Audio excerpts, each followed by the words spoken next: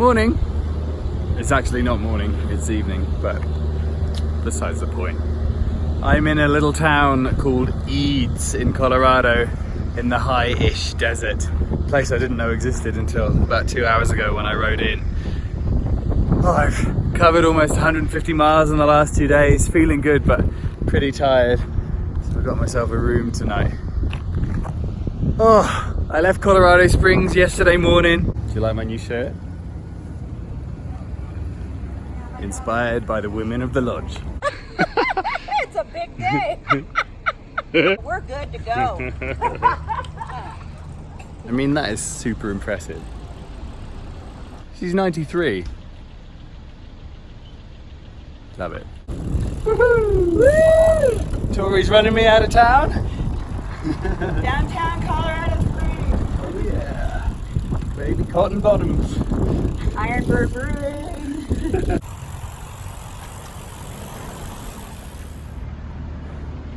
So,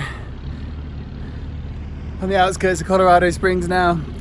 Clearly at 39 I'm still not capable of properly rubbing in the sun cream. But who cares? We're on the outskirts of Colorado Springs, the mountains are behind, and now, well, it's just flat for hundreds and hundreds of miles. I'm gonna go, pedal a long way, and rub that in. Just not a sexy day by you. Immediately it was this kind of just gentle up and down, nice straight road out of town, leaving the Rockies behind bit by bit, mile by mile, 10 miles by 10 miles. And after about 30 miles, a couple of hours had passed and I started looking up and the clouds were starting to converge. In the afternoon over here, thunderstorms tend to come in, so I started to get a little bit worried. Really hoping I don't get caught in a monster storm today. I don't even have a rain jacket. I thought I was going to be riding in the desert.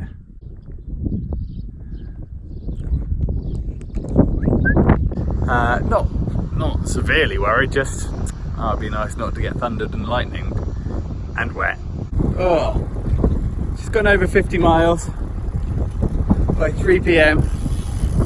Just crossed into a place called Lincoln County and immediately the shoulder became narrow and the road is made up of these big paves and there's just every 10 meters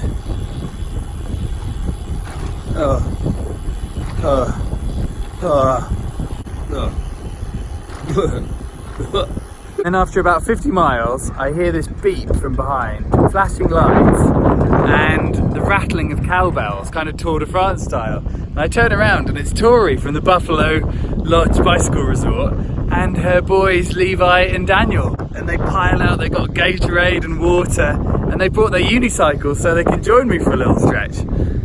Unbelievable, so cool. Not only that, they brought me a raincoat. The one's maybe a bit tight. Yellow. Oh my goodness! Levi. Holy cow!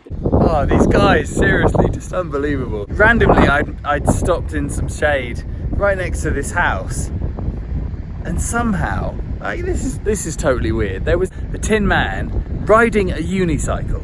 So Daniel and Levi get their unicycles out, and well, they obviously have a photo next to this tin man before joining me. Like, what are the chances of that? Total coincidence. Oh, that was so cool. They chased me for 50 miles to give me a rain jacket and a little bit of food and water. And unicycled with me. That's too cool. Eventually the thunderstorm hit, and despite my 15 years of adventuring experience, I realise I'm still just generally a pretty rubbish human. Rule 1 of camping. If you think you're going to spontaneously need to use your tarp, make sure that all of the guy lines aren't twisted up. Thunderstorm, rain, wind, and knocks. It's quite funny. I still don't know what I'm doing. It's just the worst shelter in the world. I think sometimes a good thunderstorm pays off.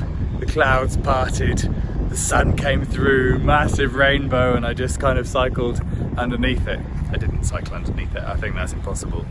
Highway 94 just whizzing east and covered a lot of ground, made almost 80 miles, but there's nothing out there. Everything is fenced and private and no trespassing. So the only place I could camp was a couple of meters either side of the road. So I found a little spot next to a bridge and that did me for the night. Woke up this morning, packed up the tent, got going again, covered 50 miles by 10 o'clock. It's my best progress by far. I absolutely love this bike, this AZUB. Oh man, it's not easy on the hills because you just use your legs. You can't put your whole body down into the pedals on a recumbent, but on the flat and downhill, this thing is unbeatable. I'm just flying along and it's so comfortable. I've ridden over 500 miles now and I don't have any saddle soreness. Beat that. I will take that every single day. It's in a little place called Kit Carson. Almost kind of a glorified gas station village with a couple of motels. And then carried on 20 miles further south to Eads, and I got here about 3 o'clock and I was just 65 miles down, shattered. I just thought, you know what? I'm gonna get me a motel room. It pains me to say it, but I'm just not very good at camping on the floor anymore. I need a hammock, but look, there ain't no hammocking out here. Oh, I feel really sore after sleeping one night on a camping mat, so especially a small camping mat like the one I'm using. It is what it is, but a little hotel room now and then. I guess this is what I work for in between these trips. I feel a little bit guilty spending money at the best of times, just tight, but I'm pretty happy to have a room. Mainly because when I came out to dry my tent out, I met two guys, both called Mark, both truckers. And they wouldn't ride a motorcycle that far in 3 weeks. Their pilgrimages is one of them. I'm trying to figure out how far I'd have made it before I died. Both from Texas, and they gave me a Bud Light and then another one. I'm a little bit tipsy, did you know? And we just talked about all the things you can't really talk about without beer. So we talked about Trump and guns and all of this stuff. Fascinating, and I'm really glad I had the chat. We don't necessarily have the same views, but that's okay. I learned a little bit, maybe they learned a little bit, they probably didn't. But I think the best thing that they had to offer was this. You put your salt in there, table salt, kosher salt, whatever. This is what loads the salt into the gun. You load the salt into the gun by that, and then you cock it, and it works off the air pressure. If you find a fly, it'll show you, but like that rock right there, it shoots salt out. But you don't shoot yourself, because it hurts. I tried it. Well, it says right there, do not shoot in face or eyes. Yeah. Well, I shot my hand, see how hard the salt came out, and it burned for 2 hours. Not an assault rifle, but an assault gun. Time to get a good night's sleep, and then up in the morning for some more Colorado and then Kansas riding. Straight line, 500 miles across this. Good night.